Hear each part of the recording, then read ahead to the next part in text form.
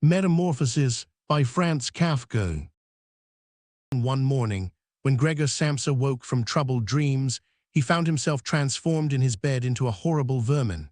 He lay on his armor-like back, and if he lifted his head a little, he could see his brown belly, slightly domed and divided by arches into stiff sections. The bedding was hardly able to cover it and seemed ready to slide off any moment. His many legs, pitifully thin compared with the size of the rest of him, waved about helplessly as he looked. "What's happened to me?" he thought. It wasn't a dream.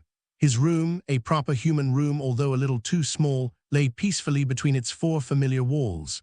A collection of textile samples lay spread out on the table. Samsa was a traveling salesman, and above it there hung a picture that he had recently cut out of an illustrated magazine and housed in a nice, gilded frame. It showed a lady fitted out with a fur hat and fur boa who sat upright, raising a heavy fur muff that covered the whole of her lower arm towards the viewer. Gregor then turned to look out the window at the dull weather. Drops of rain could be heard hitting the pane, which made him feel quite sad. "How about if I sleep a little bit longer and forget all this nonsense?" he thought, but that was something he was unable to do because he was used to sleeping on his right, and in his present state couldn't get into that position. However hard he threw himself onto his right, he always rolled back to where he was.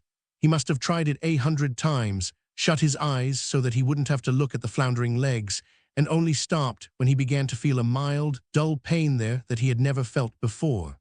"Oh God," he thought, "what a strenuous career it is that I've chosen. Traveling day in and day out. Doing business like this takes much more effort than doing your own business at home. And on top of that, there's the curse of traveling, worries about making train connections, bad and irregular food, contact with different people all the time so that you can never get to know anyone or become friendly with them. It can all go to hell." He felt a slight itch up on his belly, pushed himself slowly up on his back towards the headboard so that he could lift his head better, found where the itch was, and saw that it was covered with lots of little white spots which he didn't know what to make of. And when he tried to feel the place with one of his legs, he drew it quickly back, because as soon as he touched it, he was overcome by a cold shudder. He slid back into his former position. Getting up early all the time, he thought, it makes you stupid. You've got to get enough sleep. Other traveling salesmen live a life of luxury. For instance, whenever I go back to the guest house during the morning to copy out the contract, these gentlemen are always still sitting there eating their breakfasts. I ought to just try that with my boss. I'd get kicked out on the spot. But who knows, maybe that would be the best thing for me. If I didn't have my parents to think about, I'd have given in my notice a long time ago. I'd have gone up to the boss and told him just what I think, tell him everything I would. Let him know just what I feel. He'd fall right off his desk. And it's a funny sort of business to be sitting up there at your desk, talking down at your subordinates from up there, especially when you have to go right up close because the boss is hard of hearing. Well, there's still some hope. Once I've got the money together to pay off my parents' debt to him, another 5 or 6 years I suppose, that's definitely what I'll do. That's when I'll make the big change. First of all though, I've got to get up, my train leaves at 5. And he looked over at the alarm clock ticking on the chest of drawers. God in heaven, he thought. It was 6:30 and the hands were quietly moving forwards. It was even later than 7:30, more like 7:15. Had the alarm clock not rung, he could see from the bed that it had been set for 4 o'clock as it should have been. It certainly must have rung. Yes, but was it possible to quietly sleep through that furniture-rattling noise? True, he had not slept peacefully, but probably all the more deeply because of that. What should he do now? The next train went at 7. If he were to catch that, he would have to rush like mad, and the collection of samples was still not packed, and he did not at all feel particularly fresh and lively. And even if he did catch the train, he would not avoid his boss's anger, as the office assistant would have been there to see the 5 o'clock train go. He would have put in his report about Gregor's not being there a long time ago. The office assistant was the boss's man, spineless, and with no understanding. What about if he reported sick? But that would be extremely strained and suspicious, as in 5 years of service, Gregor had never once yet been ill. His boss would certainly come round with the doctor from the medical insurance company, accuse his parents of having a lazy son, and accept the doctor's recommendation not to make any claim, as the doctor believed that no one was ever ill, but that many were work-shy. And what's more, would he have been entirely wrong in this case? Gregor did, in fact, apart from excessive sleepiness after sleeping for so long, feel completely well and even felt much hungrier than usual. He was still hurriedly thinking all this through, unable to decide to get out of the bed, when the clock struck 7:15. There was a cautious knock at the door near his head. "Gregor," somebody called. It was his mother. "It's 7:15. Didn't you want to go somewhere?" That gentle voice.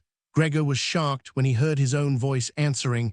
It could hardly be recognized as the voice he had had before, as if from deep inside him. There was a painful and uncontrollable squeaking mixed in with it.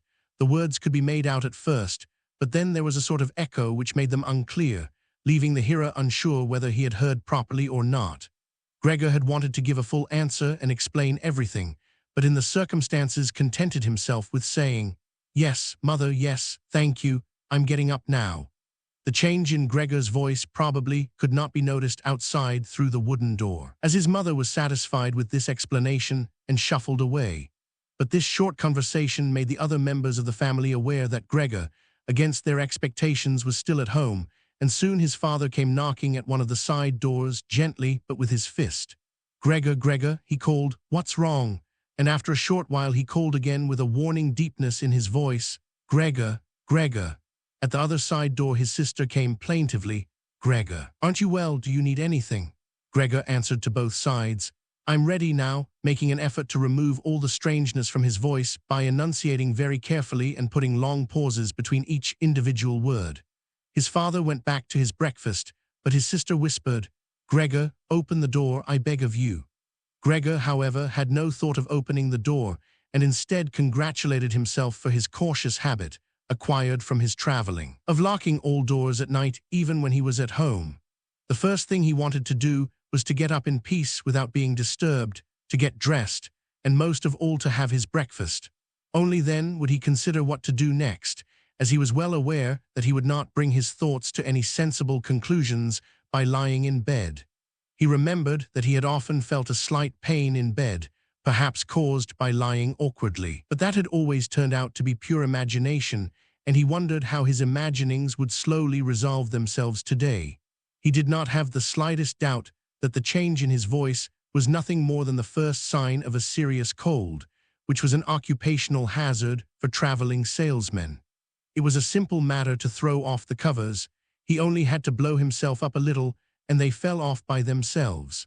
But it became difficult after that, especially as he was so exceptionally broad. He would have used his arms and his hands to push himself up, but instead of them, he only had all those little legs continuously moving in different directions, and which he was moreover unable to control. If he wanted to bend one of them, then that was the first one that would stretch itself out, and if he finally managed to do what he wanted with that leg, all the others seemed to be set free and would move about painfully. "This is something that can't be done in bed," Gregor said to himself, "so don't keep trying to do it." The first thing he wanted to do was get the lower part of his body out of the bed, but he had never seen this lower part and could not imagine what it looked like. It turned out to be too hard to move. It went so slowly, and finally, almost in a frenzy, when he carelessly shoved himself forwards with all the force he could gather, he chose the wrong direction. Hit hard against the lower bedpost, and learned from the burning pain, he felt that the lower part of his body might well, at present, be the most sensitive. So then he tried to get the top part of his body out of the bed first, carefully turning his head to the side. This he managed quite easily, and despite its breadth and its weight, the bulk of his body eventually followed slowly in the direction of the head. But when he had at last got his head out of the bed and into the fresh air, it occurred to him that if he let himself fall, it would be a miracle if his head were not injured. So he became afraid to carry on pushing himself forward the same way. And he could not knock himself out now at any price. Better to stay in bed than lose consciousness. It took just as much effort to get back to where he had been earlier, but when he lay there sighing, and was once more watching his legs as they struggled against each other even harder than before, if that was possible, he could think of no way of bringing peace and order to this chaos. He told himself once more that it was not possible for him to stay in bed, and that the most sensible thing to do would be to get free of it in whatever way he could, at whatever sacrifice. At the same time, though, he did not forget to remind himself that calm consideration was much better than rushing to desperate conclusions. At times like this, he would direct his eyes to the window and look out as clearly as he could, but unfortunately, even the other side of the narrow street was enveloped in morning fog, and the view had little confidence or cheer to offer him. 7 o'clock already, he said to himself when the clock struck again. 7 o'clock, and there's still a fog like this. And he lay there quietly a while longer, breathing lightly as if he perhaps expected the total stillness to bring things back to their real and natural state. But then he said to himself, before it strikes 7:15, I'll definitely have to have got properly out of bed.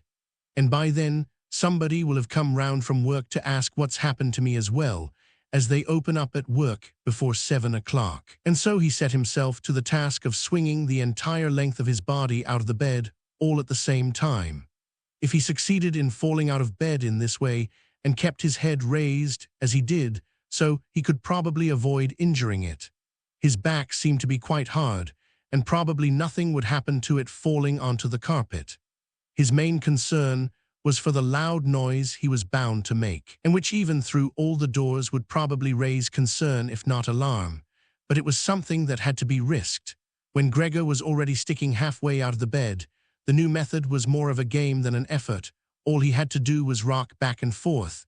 It occurred to him how simple everything would be if somebody came to help him. 2 strong people, he had his father and the maid in mind, would have been more than enough. They would only have to push their arms under the dome of his back, peel him away from the bed, bend down with the load, and then be patient and careful as he swung over onto the floor, where hopefully the little legs would find a use. Should he really call for help, though, even apart from the fact that all the doors were locked? Despite all the difficulty he was in, he could not suppress a smile at this thought. After a while, he had already moved so far across that it would have been hard for him to keep his balance if he rocked too hard. The time was now 7:10, and he would have to make a final decision very soon. Then there was a ring at the door of the flat.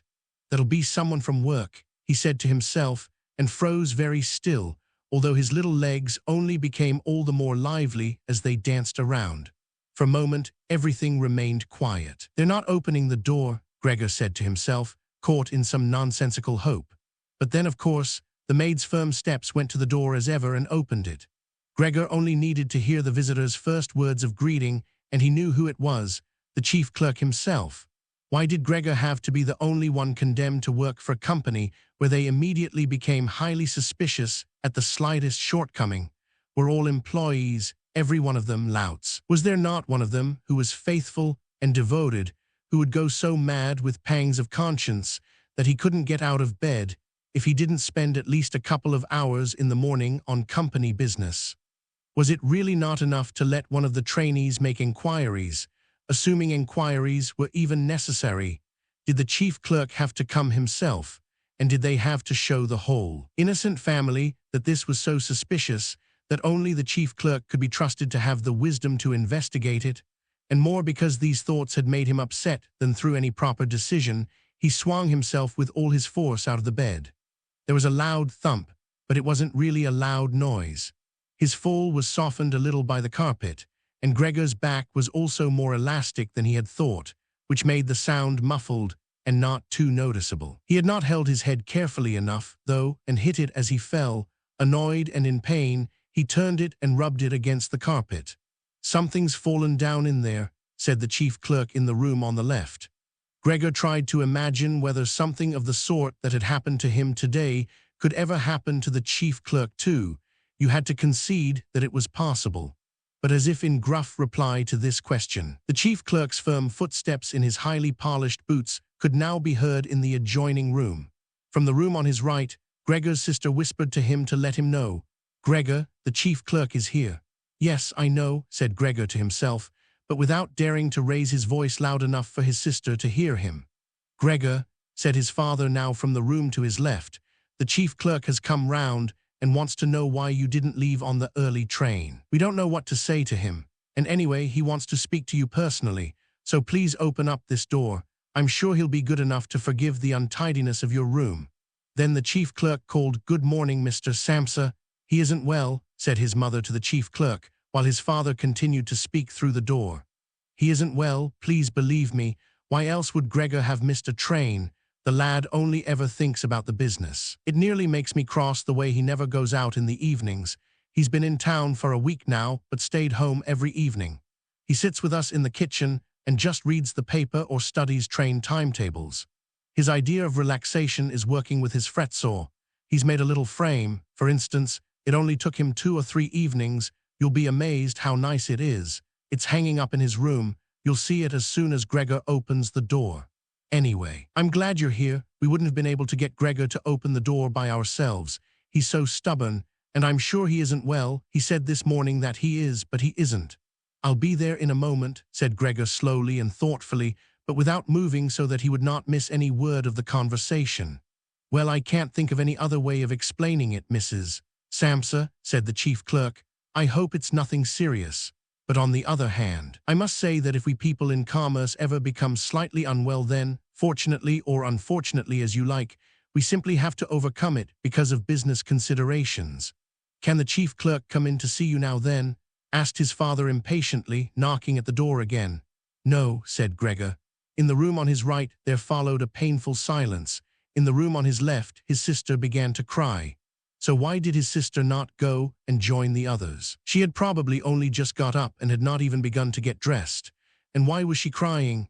Was it because he had not got up and had not let the chief clerk in, because he was in danger of losing his job, and if that happened, his boss would once more pursue their parents with the same demands as before?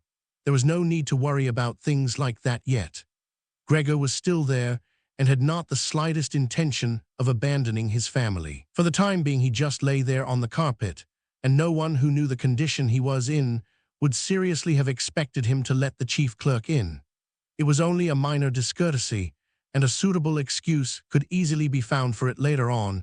It was not something for which Gregor could be sacked on the spot, and it seemed to Gregor much more sensible to leave him now in peace, instead of disturbing him with talking at him and crying. But the others didn't know what was happening. They were worried that would excuse their behavior. The chief clerk now raised his voice. "Mr. Samsa," he called to him, "what is wrong? You barricade yourself in your room. Give us no more than yes or no for an answer. You are causing serious and unnecessary concern to your parents, and you fail, and I mention this just by the way, you fail to carry out your business duties in a way that is quite unheard of. I'm speaking here on behalf of your parents and of your employer, and really must request a clear and immediate explanation. I am astonished, quite astonished. I thought I knew you as a calm and sensible person, and now you suddenly seem to be showing off with peculiar whims. This morning, your employer did suggest a possible reason for your failure to appear. It's true, it had to do with the money that was recently entrusted to you, but I came near to giving him my word of honor that that could not be the right explanation. But now that I see your incomprehensible stubbornness, I no longer feel any wish whatsoever to intercede on your behalf, and nor is your position all that secure.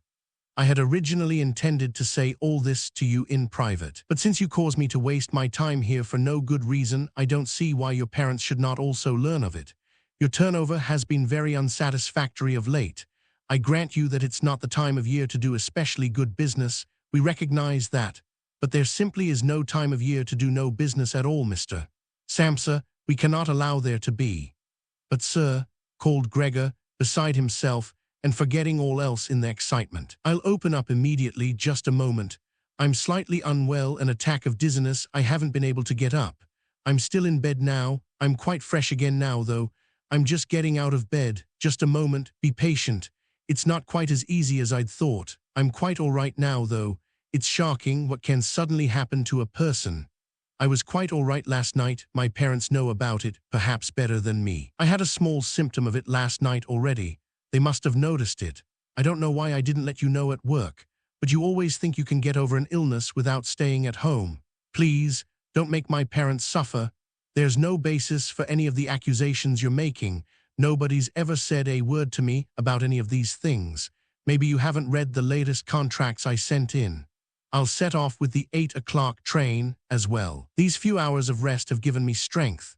You don't need to wait, sir. I'll be in the office soon after you, and please be so good as to tell that to the boss and recommend me to him." And while Gregor gushed out these words, hardly knowing what he was saying, he made his way over to the chest of drawers. This was easily done, probably because of the practice he had already had in bed, where he now tried to get himself upright. He really did want to open the door, really did want to let them see him and to speak with the chief clerk. The others were being so insistent, and he was curious to learn what they would say when they caught sight of him. If they were shocked, then it would no longer be Gregor's responsibility, and he could rest. If, however, they took everything calmly, he would still have no reason to be upset, and if he hurried, he really could be at the station for 8 o'clock. The first few times he tried to climb up on the smooth chest of drawers, he just slid down again, but he finally gave himself one last swing and stood there upright. The lower part of his body was in serious pain, but he no longer gave any attention to it. Now he let himself fall against the back of a nearby chair and held tightly to the edges of it with his little legs. By now he had also calmed down and kept quiet so that he could listen to what the chief clerk was saying. "Did you understand a word of all that?" the chief clerk asked his parents. "Surely he's not trying to make fools of us." "Oh God," called his mother, who was already in tears. "He could be seriously ill and we're making him suffer." "Gret, Gret," she then cried. "Mother," his sister called from the other side. They communicated across Gregor's room. "You'll have to go for the doctor straight away. Gregor is ill. Quick, get the doctor." "Did you hear the way Gregor spoke just now?" "That was the voice of an animal," said the chief clerk, with a calmness that was in contrast with his mother's screams. "Anna, Anna," his father called into the kitchen through the entrance hall, clapping his hands. "Get a locksmith here now." And the two girls, their skirts swishing, immediately ran out through the hall, wrenching open the front door of the flat as they went. How had his sister managed to get dressed so quickly? There was no sound of the door banging shut again. They must have left it open. People often do in homes where something awful has happened. Gregor, in contrast, had become much calmer, so they couldn't understand his words anymore, although they seemed clear enough to him, clearer than before. Perhaps his ears had become used to the sound. They had realized, though, that there was something wrong with him and were ready to help. The first response to his situation had been confident and wise, and that made him feel better. He felt that he had been drawn back in among people, and from the doctor and the locksmith he expected great and surprising achievements, although he did not really distinguish one from the other. Whatever was said next would be crucial, so, in order to make his voice as clear as possible, he coughed a little, but taking care to do this not too loudly, as even this might well sound different from the way that a human coughs, and he was no longer sure he could judge this for himself. Meanwhile, it had become very quiet in the next room. Perhaps his parents were sat at the table, whispering with the chief clerk, or perhaps they were all pressed against the door and listening. Gregor slowly pushed his way over to the door with the chair. Once there, he let go of it and threw himself onto the door, holding himself upright against it using the adhesive on the tips of his legs. He rested there a little while to recover from the effort involved, and then set himself to the task of turning the key in the lock with his mouth. He seemed, unfortunately, to have no proper teeth. How was he then to grasp the key? But the lack of teeth was, of course, made up for with a very strong jaw. Using the jaw, he really was able to start the key turning, ignoring the fact that he must have been causing some kind of damage as a brown fluid came from his mouth, flowed over the key and dripped onto the floor. "Listen," said the chief clerk in the next room, "he's turning the key."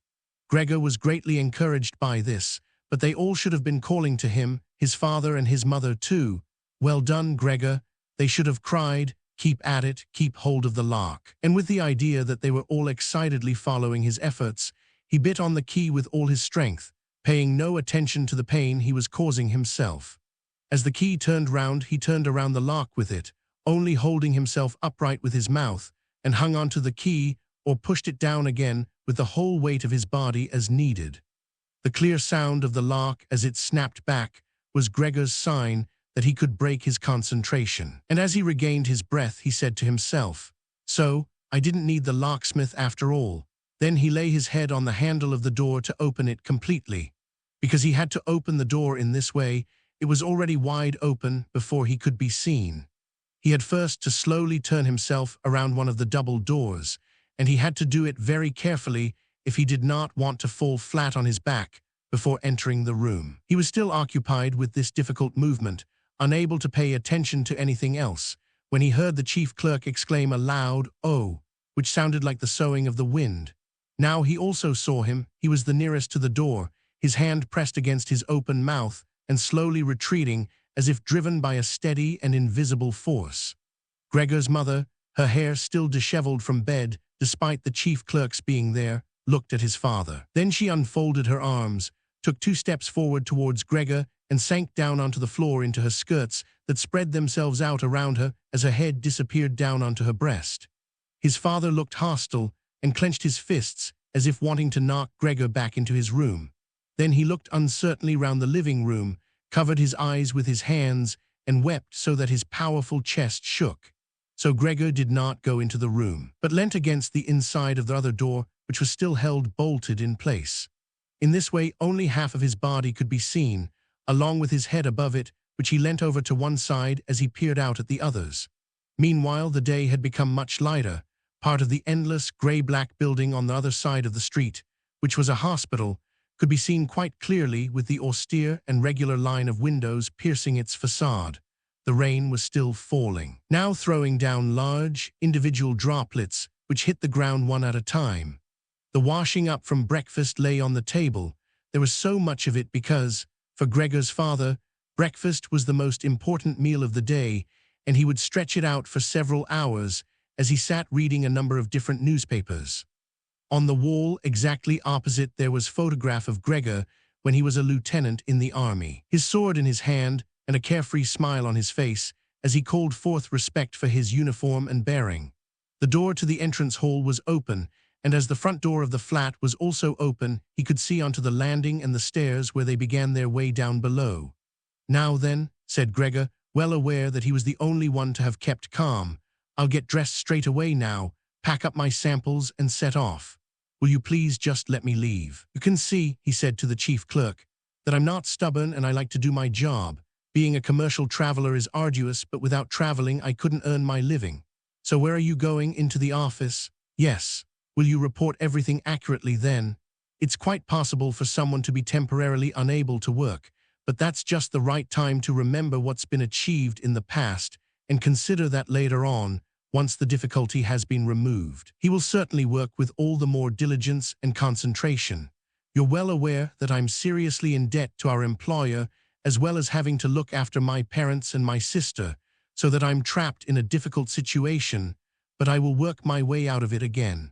Please don't make things any harder for me than they are already, and don't take sides against me at the office.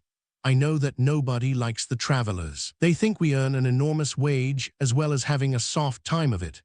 That's just prejudice, but they have no particular reason to think better of it. But you, sir, you have a better overview than the rest of the staff.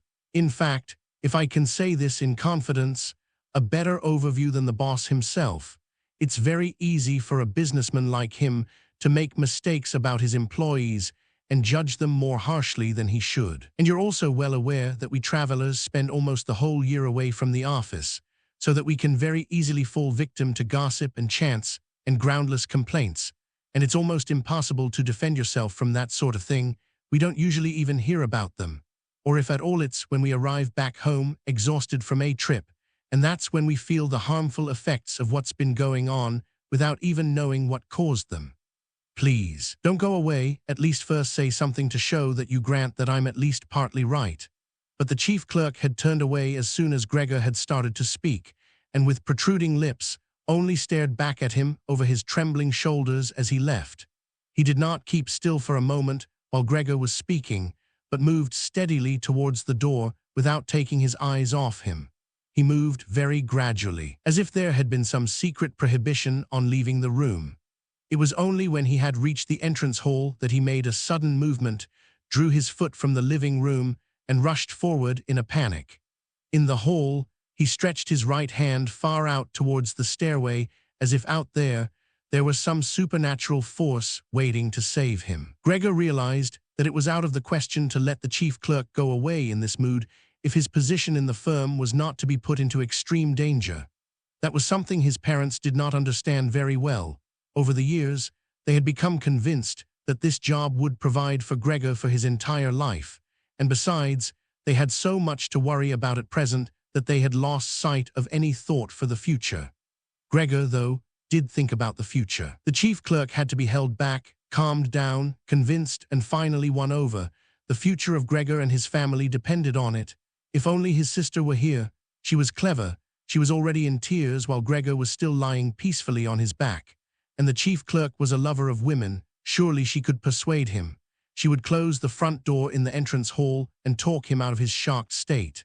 But his sister was not there. Gregor would have to do the job himself.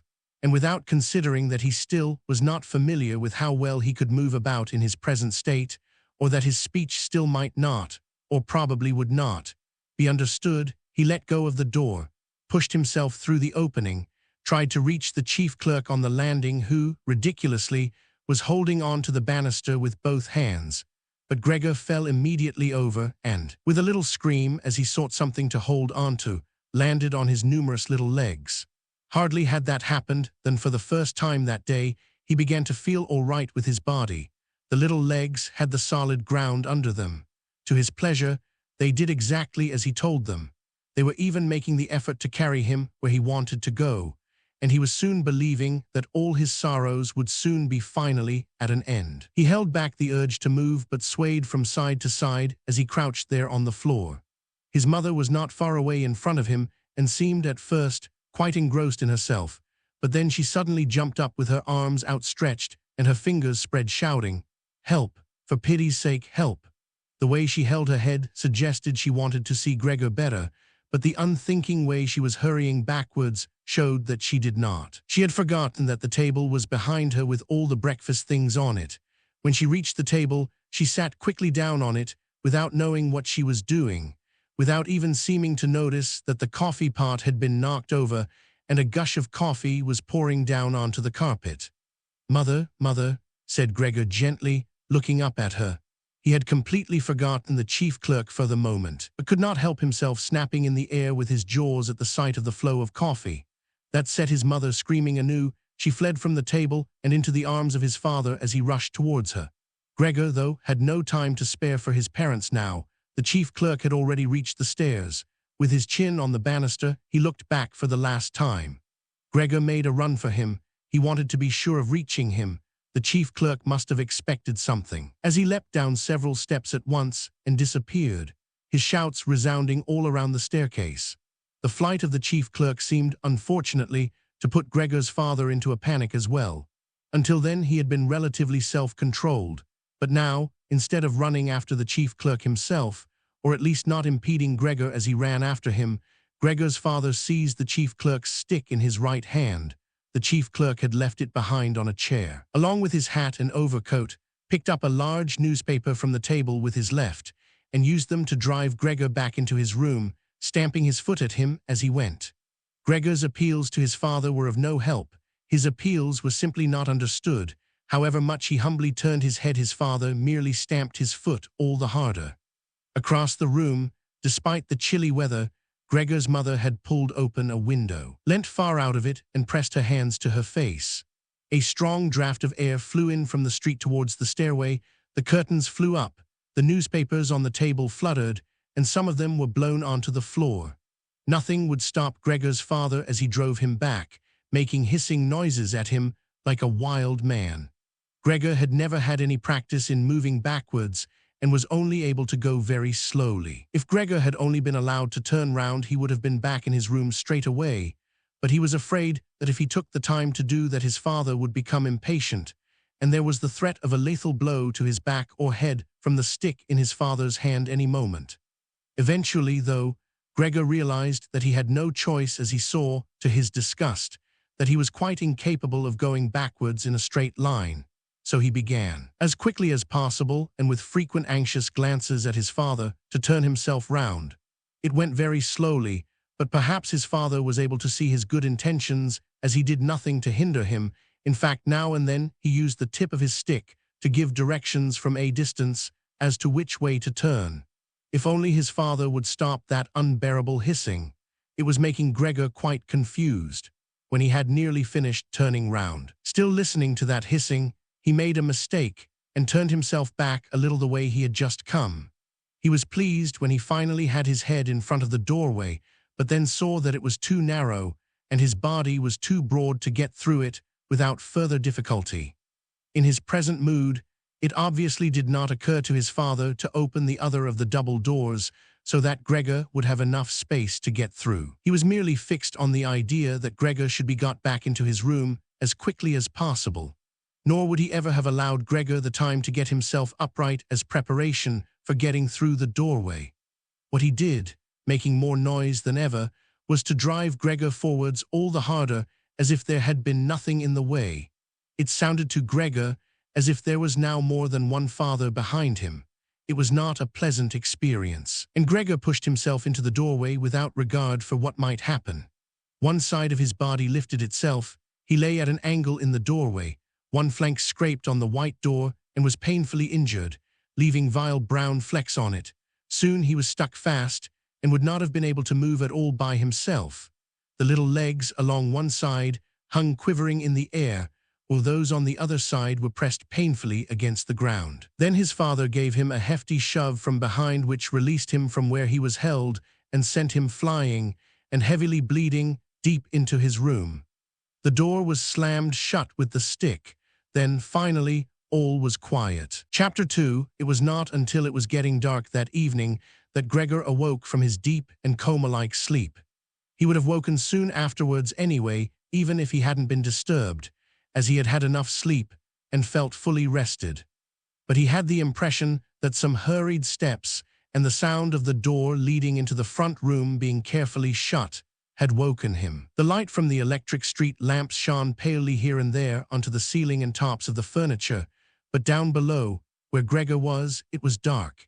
He pushed himself over to the door, feeling his way clumsily with his antennae, of which he was now beginning to learn the value, in order to see what had been happening there. The whole of his left side seemed like one painfully stretched scar, and he limped badly on his 2 rows of legs. One of the legs had been badly injured in the events of that morning. It was nearly a miracle that only one of them had been and dragged along lifelessly. It was only when he had reached the door that he realized what it actually was that had drawn him over to it. It was the smell of something to eat. By the door, there was a dish filled with sweetened milk, with little pieces of white bread floating in it. He was so pleased he almost laughed, as he was even hungrier than he had been that morning, and immediately dipped his head into the milk, nearly covering his eyes with it. But he soon drew his head back again in disappointment. Not only did the pain in his tender left side make it difficult to eat the food, he was only able to eat if his whole body worked together as a snuffling whole, but the milk did not taste at all nice. Milk like this was normally his favorite drink, and his sister had certainly left it there for him because of that, but he turned, almost against his own will, away from the dish and crawled back into the center of the room. Through the crack in the door, Gregor could see that the gas had been lit in the living room. His father at this time would normally be sat with his evening paper, reading it out in a loud voice to Gregor's mother, and sometimes to his sister, but there was now not a sound to be heard. Gregor's sister would often write and tell him about this reading, but maybe his father had lost the habit in recent times. It was so quiet all around too, even though there must have been somebody in the flat.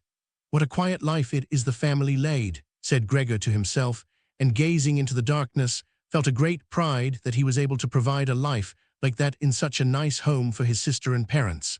But what now, if all this peace and wealth and comfort should come to a horrible and frightening end?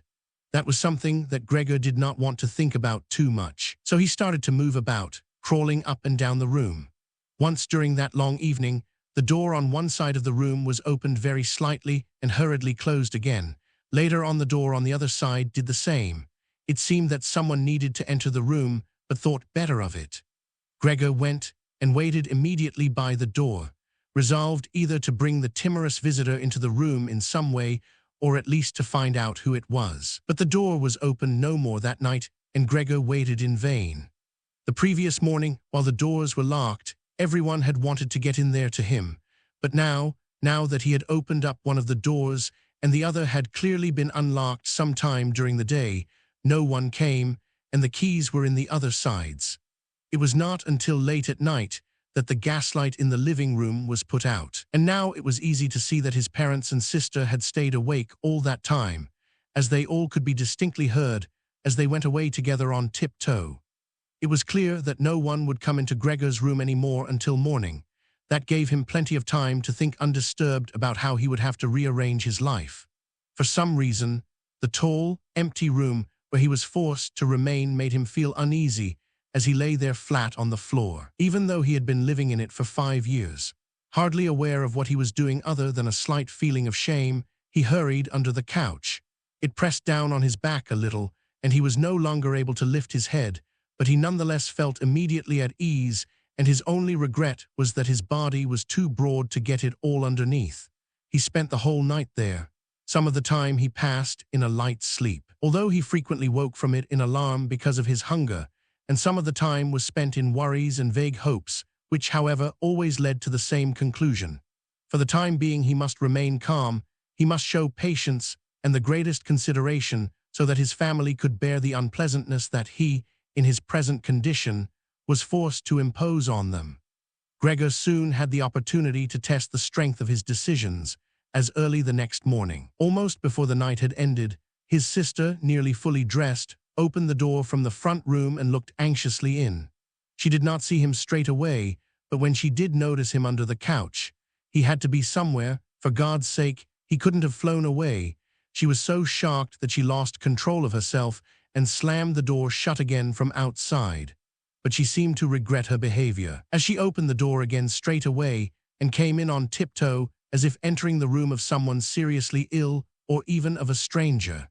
Gregor had pushed his head forward, right to the edge of the couch, and watched her. Would she notice that he had left the milk as it was, realize that it was not from any lack of hunger, and bring him in some other food that was more suitable? If she didn't do it herself, he would rather go hungry than draw her attention to it. Although he did feel a terrible urge to rush forward from under the couch, throw himself at his sister's feet, and beg her for something good to eat. However, his sister noticed the full dish immediately and looked at it, and the few drops of milk splashed around it with some surprise. She immediately picked it up, using a rag, not her bare hands, and carried it out. Gregor was extremely curious as to what she would bring in its place, imagining the wildest possibilities. But he never could have guessed what his sister, in her goodness, actually did bring. In order to test his taste, she brought him a whole selection of things, all spread out on an old newspaper. There were old, half-rotten vegetables, bones from the evening meal, covered in white sauce that had gone hard, a few raisins and almonds, some cheese that Gregor had declared inedible 2 days before, a dry roll and some bread spread with butter and salt, as well as all that she had poured some water into the dish, which had probably been permanently set aside for Gregor's use, and placed it beside them. Then, out of consideration for Gregor's feelings, as she knew that he would not eat in front of her, she hurried out again and even turned the key in the lock so that Gregor would know he could make things as comfortable for himself as he liked. Gregor's little legs whirred. At last he could eat. What's more, his injuries must already have completely healed, as he found no difficulty in moving. This amazed him, as more than a month earlier he had cut his finger slightly with a knife. He thought of how his finger had still hurt the day before yesterday. "Am I less sensitive than I used to be then?" he thought, and was already sucking greedily at the cheese which had immediately, almost compellingly, attracted him much more than the other foods on the newspaper. Quickly, one after another, his eyes watering with pleasure, he consumed the cheese, the vegetables, and the sauce. The fresh foods, on the other hand, he didn't like at all, and even dragged the things he did want to eat a little way away from them because he couldn't stand the smell. Long after he had finished eating and lay lethargic in the same place, his sister slowly turned the key in the lock as a sign to him that he should withdraw. He was immediately startled, although he had been half asleep, and he hurried back under the couch. But he needed great self-control to stay there even for the short time that his sister was in the room, as eating so much food had rounded out his body a little, and he could hardly breathe in that narrow space. Half suffocating, he watched with bulging eyes as his sister unself-consciously took a broom and swept up the leftovers, mixing them in with the food he had not even touched at all, as if it could not be used anymore. She quickly dropped it all into a bin, closed it with its wooden lid, and carried everything out. She had hardly turned her back before Gregor came out again from under the couch and stretched himself. This was how Gregor received his food each day now, once in the morning while his parents and the maid were still asleep, and the second time after everyone had eaten their meal at midday, as his parents would sleep for a little while then as well. And Gregor's sister would send the maid away on some errand. Gregor's father and mother certainly did not want him to starve either, but perhaps it would have been more than they could stand to have any more experience of his feeding than being told about it, and perhaps his sister wanted to spare them what distress she could, as they were indeed suffering enough. It was impossible for Gregor to find out what they had told the doctor and the locksmith that first morning to get them out of the flat. As nobody could understand him, nobody, not even his sister, thought that he could understand them, so he had to be content to hear his sister's sighs and appeals to the saints as she moved about his room. It was only later, when she had become a little more used to everything.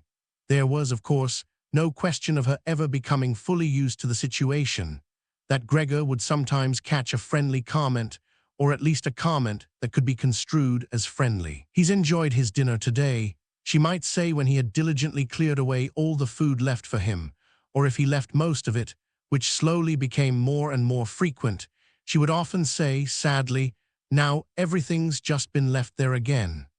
Although Gregor wasn't able to hear any news directly, he did listen to much of what was said in the next rooms. And whenever he heard anyone speaking, he would scurry straight to the appropriate door and press his whole body against it. There was seldom any conversation, especially at first, that was not about him in some way, even if only in secret. For 2 whole days, all the talk at every mealtime was about what they should do now. But even between meals, they spoke about the same subject, as there were always at least 2 members of the family at home. Nobody wanted to be at home by themselves, and it was out of the question to leave the flat entirely empty. And on the very first day, the maid had fallen to her knees and begged Gregor's mother to let her go without delay. It was not very clear how much she knew of what had happened, but she left within a quarter of an hour, tearfully thanking Gregor's mother for her dismissal, as if she had done her an enormous service. She even swore emphatically not to tell anyone the slightest about what had happened, even though no one had asked that of her. Now Gregor's sister also had to help his mother with the cooking, although that was not so much bother as no one ate very much. Gregor often heard how one of them would unsuccessfully urge another to eat, and receive no more answer than "no thanks. I've had enough," or something similar. No one drank very much either. His sister would sometimes ask his father whether he would like a beer, hoping for the chance to go and fetch it herself. When his father then said nothing, she would add, so that he would not feel selfish, that she could send the housekeeper for it, but then his father would close the matter with a big, loud no, and no more would be said. Even before the first day had come to an end, his father had explained to Gregor's mother and sister what their finances and prospects were. Now and then he stood up from the table and took some receipt or document from the little cash box he had saved from his business when it had collapsed 5 years earlier.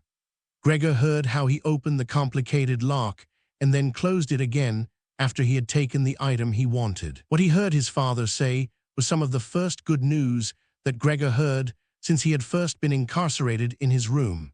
He had thought that nothing at all remained from his father's business.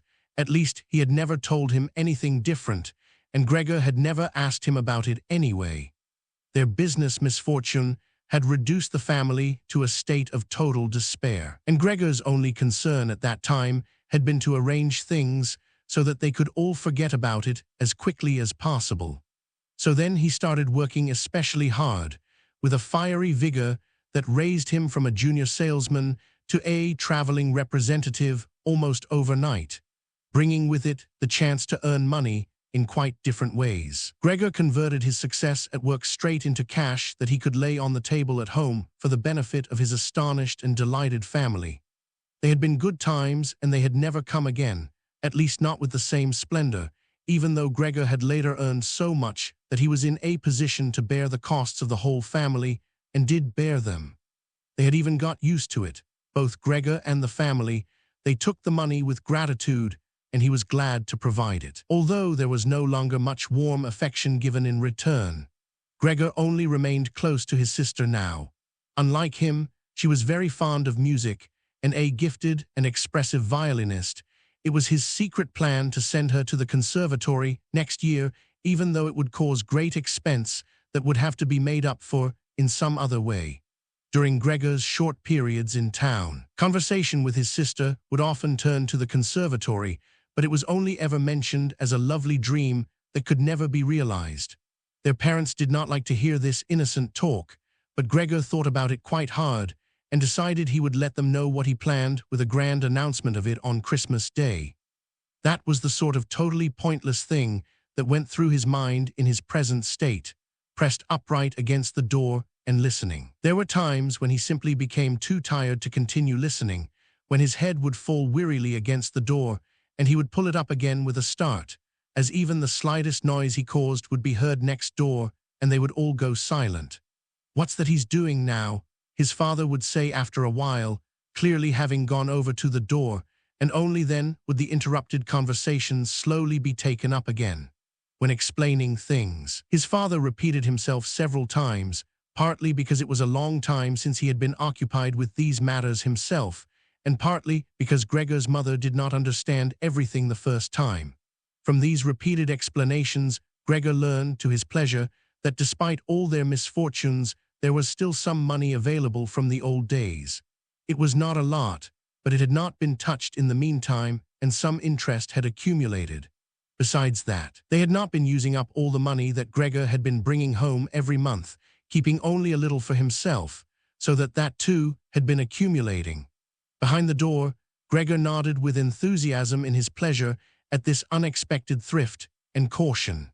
He could actually have used this surplus money to reduce his father's debt to his boss, and the day when he could have freed himself from that job would have come much closer. But now it was certainly better the way his father had done things.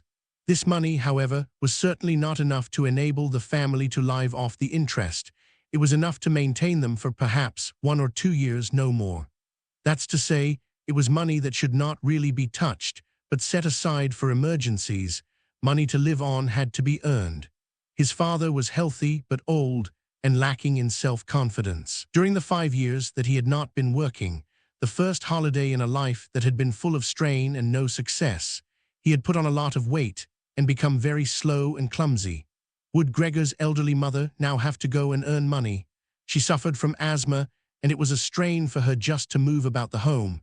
Every other day would be spent struggling for breath on the sofa by the open window. Would his sister have to go and earn money? She was still a child of 17.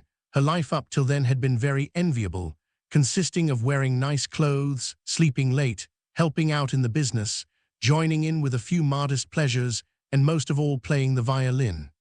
Whenever they began to talk of the need to earn money, Gregor would always first let go of the door and then throw himself onto the cool, leather sofa next to it, as he became quite hot with shame and regret. He would often lie there the whole night through, not sleeping a wink but scratching at the leather for hours on end. Or he might go to all the effort of pushing a chair to the window, climbing up onto the sill and propped up in the chair, leaning on the window to stare out of it. He had used to feel a great sense of freedom from doing this, but doing it now was obviously something more remembered than experienced, as what he actually saw in this way was becoming less distinct every day. Even things that were quite near. He had used to curse the ever-present view of the hospital across the street, but now he could not see it at all. And if he had not known that he lived in Charlottenstrasse, which was a quiet street despite being in the middle of the city, he could have thought that he was looking out the window at a barren waste where the grey sky and the grey earth mingled inseparably. His observant sister only needed to notice the chair twice before she would always push it back to its exact position by the window after she had tidied up the room, and even left the inner pane of the window open from then on. If Gregor had only been able to speak to his sister and thank her for all that she had to do for him, it would have been easier for him to bear it. But as it was, it caused him pain. His sister, naturally, tried as far as possible to pretend there was nothing burdensome about it, and the longer it went on, of course, the better she was able to do so. But as time went by, Gregor was also able to see through it all so much better. It had even become very unpleasant for him, now, whenever she entered the room. No sooner had she come in than she would quickly close the door as a precaution, so that no one would have to suffer the view into Gregor's room. Then she would go straight to the window and pull it hurriedly open, almost as if she was suffocating. Even if it was cold, she would stay at the window breathing deeply for a little while. She would alarm Gregor twice a day with this running about and noise-making. He would stay under the couch shivering the whole while, knowing full well that she would certainly have liked to spare him this ordeal, but it was impossible for her to be in the same room with him with the windows closed. One day, about a month after Gregor's transformation, when his sister no longer had any particular reason to be shocked at his appearance, she came into the room a little earlier than usual and found him still staring out the window, motionless, and just where he would be most horrible. In itself, his sister's not coming into the room would have been no surprise for Gregor, as it would have been difficult for her to immediately open the window while he was still there. But not only did she not come in, she went straight back and closed the door behind her. A stranger would have thought he had threatened her and tried to bite her. Gregor went straight to hide himself under the couch, of course, but he had to wait until midday before his sister came back, and she seemed much more uneasy than usual. It made him realize that she still found his appearance unbearable and would continue to do so. She probably even had to overcome the urge to flee when she saw the little bit of him that protruded from under the couch. One day, in order to spare her even this sight, he spent 4 hours carrying the bedsheet over to the couch on his back and arranged it so that he was completely covered, and his sister would not be able to see him even if she bent down. If she did not think this sheet was necessary, then all she had to do was take it off again. As it was clear enough that it was no pleasure for Gregor to cut himself off so completely, she left the sheet where it was. Gregor even thought he glimpsed a look of gratitude one time when he carefully looked out from under the sheet to see how his sister liked the new arrangement. For the first 14 days, Gregor's parents could not bring themselves to come into the room to see him. He would often hear them say how they appreciated all the new work his sister was doing, even though, before, they had seen her as a girl who was somewhat useless and frequently been annoyed with her. But now the two of them, father and mother, would often both wait outside the door of Gregor's room while his sister tidied up in there. And as soon as she went out again, she would have to tell them exactly how everything looked, what Gregor had eaten, how he had behaved this time, and whether perhaps any slight improvement could be seen. His mother also wanted to go in and visit Gregor relatively soon, but his father and sister at first persuaded her against it. Gregor listened very closely to all this and approved fully. Later, though, she had to be held back by force, which made her call out, "Let me go and see Gregor. He is my unfortunate son. Can't you understand I have to see him?" And Gregor would think to himself that maybe it would be better if his mother came in, not every day of course, but one day a week perhaps. She could understand everything much better than his sister who, for all her courage, was still just a child after all, and really might not have had an adult's appreciation of the burdensome job she had taken on. Gregor's wish to see his mother was soon realized. Out of consideration for his parents, Gregor wanted to avoid being seen at the window during the day. The few square meters of the floor did not give him much room to crawl about. It was hard to just lie quietly through the night. His food soon stopped giving him any pleasure at all, and so, to entertain himself, he got into the habit of crawling up and down the walls and ceiling. He was especially fond of hanging from the ceiling. It was quite different from lying on the floor. He could breathe more freely. His body had a light swing to it, and up there, relaxed and almost happy, it might happen that he would surprise even himself by letting go of the ceiling and landing on the floor with a crash. But now, of course, he had far better control of his body than before, and even with a fall as great as that, caused himself no damage. Very soon his sister noticed Gregor's new way of entertaining himself. He had, after all, left traces of the adhesive from his feet as he crawled about, and got it into her head to make it as easy as possible for him by removing the furniture that got in his way, especially the chest of drawers and the desk. Now, this was not something that she would be able to do by herself. She did not dare to ask for help from her father. The 16-year-old maid had carried on bravely since the cook had left, but she certainly would not have helped in this. She had even asked to be allowed to keep the kitchen locked at all times and never to have to open the door unless it was especially important. So his sister had no choice but to choose some time when Gregor's father was not there and fetch his mother to help her. As she approached the room, Gregor could hear his mother express her joy, but once at the door she went silent. First, of course, his sister came in and looked round to see that everything in the room was all right, and only then did she let her mother enter. Gregor had hurriedly pulled the sheet down lower over the couch and put more folds into it so that everything really looked as if it had just been thrown down by chance. Gregor also refrained, this time, from spying out from under the sheet. He gave up the chance to see his mother until later and was simply glad that she had come. "You can come in. He can't be seen," said his sister, obviously leading her in by the hand. The old chest of drawers was too heavy for a pair of feeble women to be heaving about, but Gregor listened as they pushed it from its place, his sister always taking on the heaviest part of the work for herself and ignoring her mother's warnings that she would strain herself. This lasted a very long time. After laboring at it for 15 minutes or more, his mother said it would be better to leave the chest where it was. For one thing, it was too heavy for them to get the job finished before Gregor's father got home, and leaving it in the middle of the room, it would be in his way even more. And for another thing, it wasn't even sure that taking the furniture away would really be any help to him. She thought just the opposite.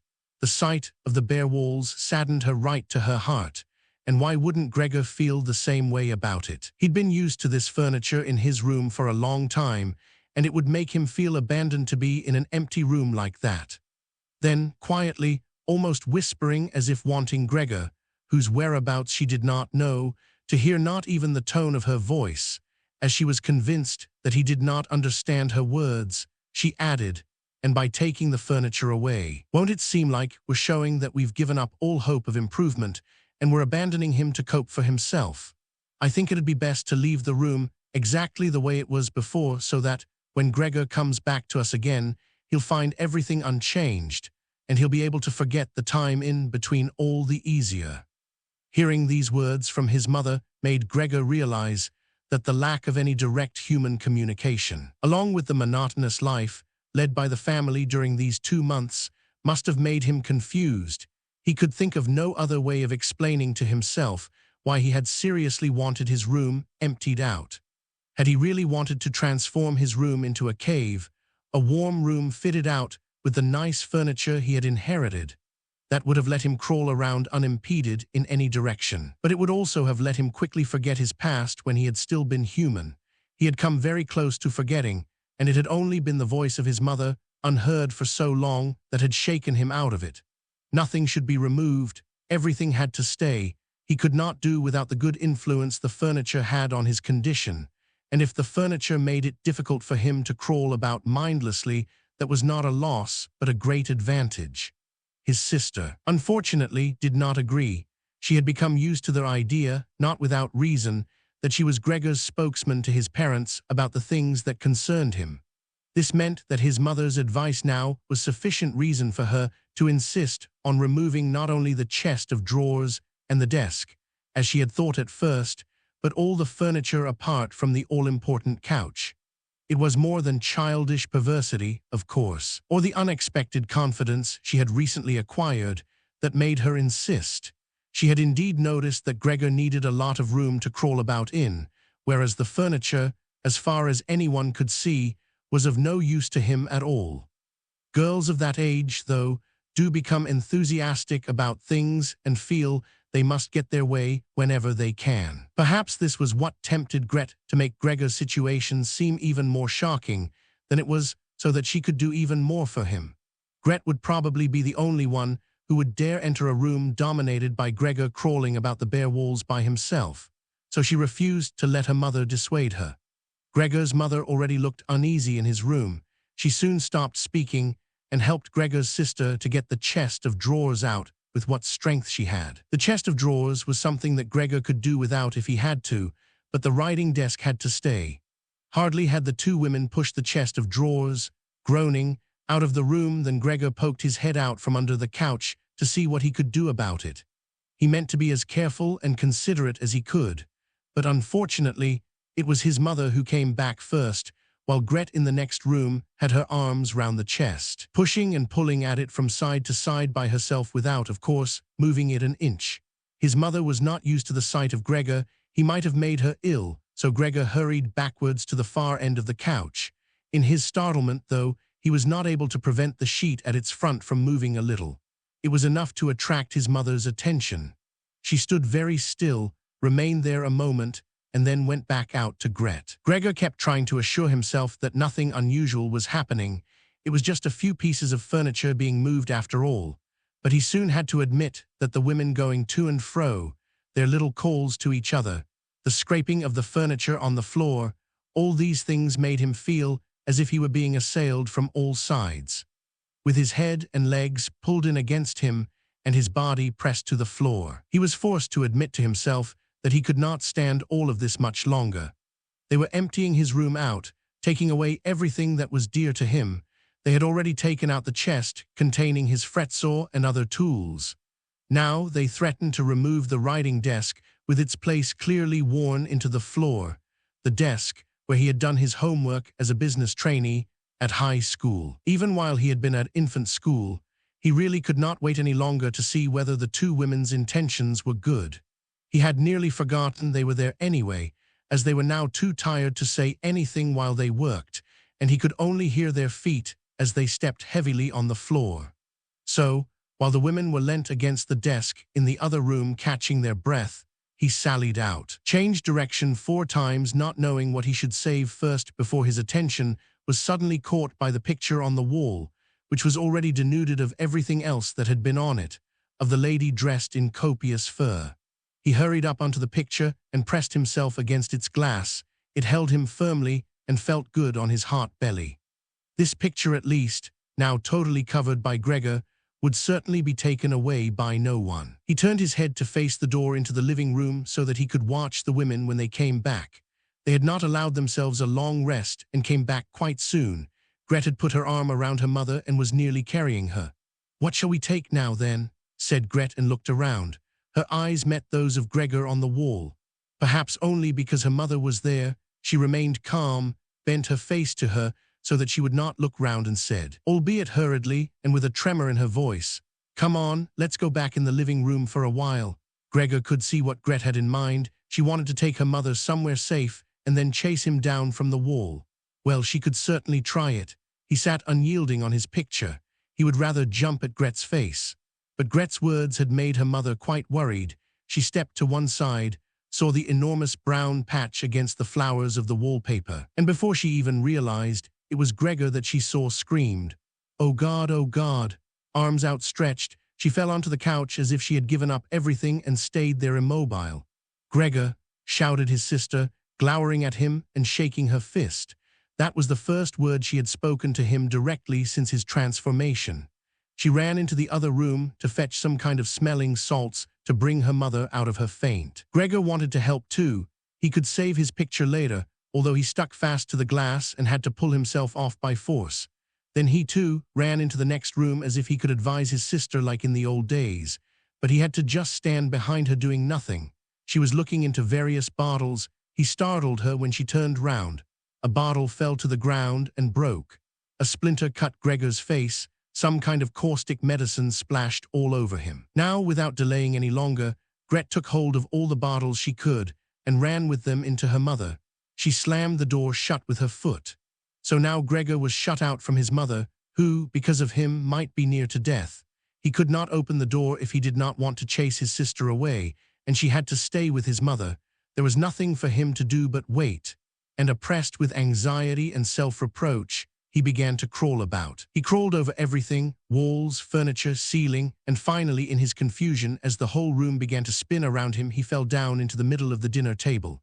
He lay there for a while, numb and immobile. All around him it was quiet. Maybe that was a good sign. Then there was someone at the door.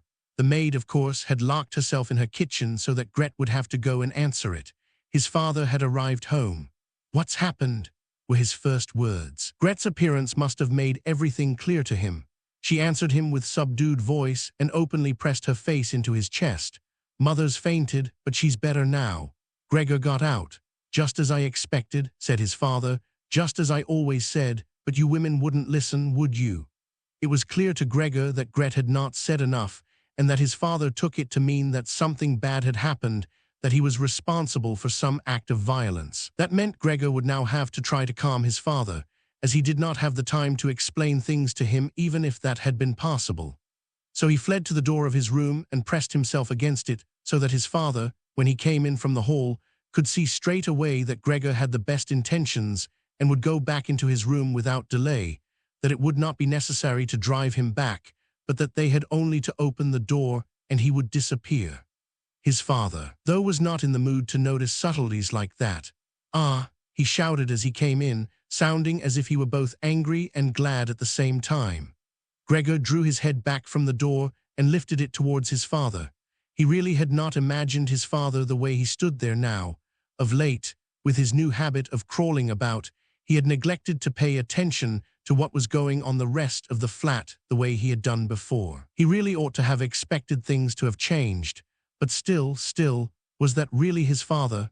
The same tired man as used to be laying there entombed in his bed when Gregor came back from his business trips, who would receive him sitting in the armchair in his nightgown when he came back in the evenings, who was hardly even able to stand up, but, as a sign of his pleasure, would just raise his arms, and who, on the couple of times a year, when they went for a walk together on a Sunday or public holiday, wrapped up tightly in his overcoat between Gregor and his mother, would always labor his way forward a little more slowly than them, who were already walking slowly for his sake, who would place his stick down carefully, and if he wanted to say something, would invariably stop and gather his companions around him. He was standing up straight enough now, dressed in a smart blue uniform with gold buttons, the sort worn by the employees at the banking institute. Above the high, stiff collar of the coat, his strong double chin emerged. Under the bushy eyebrows, his piercing, dark eyes looked out fresh and alert. His normally unkempt white hair was combed down painfully close to his scalp. He took his cap, with its gold monogram from probably some bank, and threw it in an arc right across the room onto the sofa, put his hands in his trouser pockets, pushing back the bottom of his long uniform coat, and with look of determination, walked towards Gregor. He probably did not even know himself what he had in mind, but nonetheless lifted his feet unusually high. Gregor was amazed at the enormous size of the soles of his boots, but wasted no time with that. He knew full well, right from the first day of his new life, that his father thought it necessary to always be extremely strict with him, and so he ran up to his father, stopped when his father stopped, scurried forwards again when he moved, even slightly. In this way they went round the room several times without anything decisive happening, without even giving the impression of a chase, as everything went so slowly. Gregor remained all this time on the floor, largely because he feared his father might see it as especially provoking if he fled onto the wall or ceiling. Whatever he did, Gregor had to admit that he certainly would not be able to keep up this running about for long, as for each step his father took he had to carry out countless movements. He became noticeably short of breath. Even in his earlier life, his lungs had not been very reliable. Now, as he lurched about in his efforts to muster all the strength he could for running, he could hardly keep his eyes open. His thoughts became too slow for him to think of any other way of saving himself than running. He almost forgot that the walls were there for him to use, although, here, they were concealed behind carefully carved furniture full of notches and protrusions. Then, right beside him, lightly tossed, something flew down and rolled in front of him. It was an apple. Then another one immediately flew at him. Gregor froze in shock. There was no longer any point in running, as his father had decided to bombard him. He had filled his pockets with fruit from the bowl on the sideboard, and now, without even taking the time for careful aim, threw one apple after another. These little, red apples rolled about on the floor, knocking into each other as if they had electric motors. An apple thrown without much force glanced against Gregor's back and slid off without doing any harm. Another one, however, immediately following it, hit squarely and lodged in his back. Gregor wanted to drag himself away, as if he could remove the incredible pain by changing his position. But he felt as if nailed to the spot and spread himself out, all his senses in confusion. The last thing he saw was the door of his room being pulled open. His sister was screaming. His mother ran out in front of her in her blouse, as his sister had taken off some of her clothes after she had fainted to make it easier for her to breathe. She ran to his father, her skirts unfastened and sliding one after another to the ground. Stumbling over the skirts, she pushed herself to his father, her arms around him, uniting herself with him totally. Now, Gregor lost his ability to see anything, her hands behind his father's head, begging him to spare Gregor's life. Chapter 3. No one dared to remove the apple lodged in Gregor's flesh, so it remained there as a visible reminder of his injury. He had suffered it there for more than a month, and his condition seemed serious enough to remind even his father that Gregor, despite his current sad and revolting form, was a family member who could not be treated as an enemy. On the contrary, as a family there was a duty to swallow any revulsion for him and to be patient, just to be patient. Because of his injuries, Gregor had lost much of his mobility, probably permanently. He had been reduced to the condition of an ancient invalid, and it took him long minutes to crawl across his room. Crawling over the ceiling was out of the question. But this deterioration in his condition was fully, in his opinion, made up for by the door to the living room being left open every evening. He got into the habit of closely watching it for 1 or 2 hours before it was opened, and then, lying in the darkness of his room, where he could not be seen from the living room, he could watch the family in the light of the dinner table and listen to their conversation, with everyone's permission, in a way, and thus quite differently from before. They no longer held the lively conversations of earlier times, of course, the ones that Gregor always thought about with longing when he was tired and getting into the damp bed in some small hotel room. All of them were usually very quiet nowadays. Soon after dinner, his father would go to sleep in his chair. His mother and sister would urge each other to be quiet. His mother, bent deeply under the lamp, would sew fancy underwear for a fashion shop. His sister, who had taken a sales job, learned shorthand and French in the evenings so that she might be able to get a better position later on. Sometimes his father would wake up and say to Gregor's mother, "You're doing so much sewing again today," as if he did not know that he had been dozing, and then he would go back to sleep again, while mother and sister would exchange a tired grin. With a kind of stubbornness, Gregor's father refused to take his uniform off even at home. While his nightgown hung unused on its peg, Gregor's father would slumber where he was, fully dressed, as if always ready to serve and expecting to hear the voice of his superior even here. The uniform had not been new to start with, but as a result of this, it slowly became even shabbier, despite the efforts of Gregor's mother and sister to look after it. Gregor would often spend the whole evening looking at all the stains on this coat, with its gold buttons always kept polished and shiny, while the old man in it would sleep, highly uncomfortable but peaceful.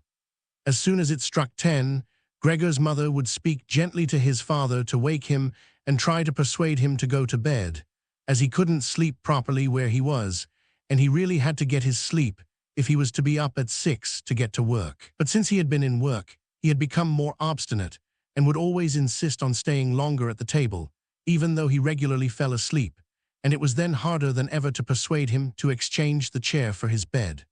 Then, however much mother and sister would importune him with little reproaches and warnings, he would keep slowly shaking his head for a quarter of an hour, with his eyes closed and refusing to get up. Gregor's mother would tug at his sleeve, whisper endearments into his ear. Gregor's sister would leave her work to help her mother, but nothing would have any effect on him. He would just sink deeper into his chair. Only when the two women took him under the arms, he would abruptly open his eyes, look at them one after the other, and say, "What a life! This is what peace I get in my old age." And supported by the two women, he would lift himself up carefully, as if he were carrying the greatest load himself. Let the women take him to the door, send them off, and carry on by himself, while Gregor's mother would throw down her needle and his sister her pen so that they could run after his father and continue being of help to him, who, in this tired and overworked family, would have had time to give more attention to Gregor than was absolutely necessary. The household budget became even smaller, so now the maid was dismissed. An enormous, thick-boned charwoman with white hair that flapped around her head came every morning and evening to do the heaviest work. Everything else was looked after by Gregor's mother on top of the large amount of sewing work she did. Gregor even learned, listening to the evening conversation about what price they had hoped for, that several items of jewelry belonging to the family had been sold. even though both mother and sister had been very fond of wearing them at functions and celebrations. But the loudest complaint was that although the flat was much too big for their present circumstances, they could not move out of it. There was no imaginable way of transferring Gregor to the new address. He could see quite well, though, that there were more reasons than consideration for him that made it difficult for them to move.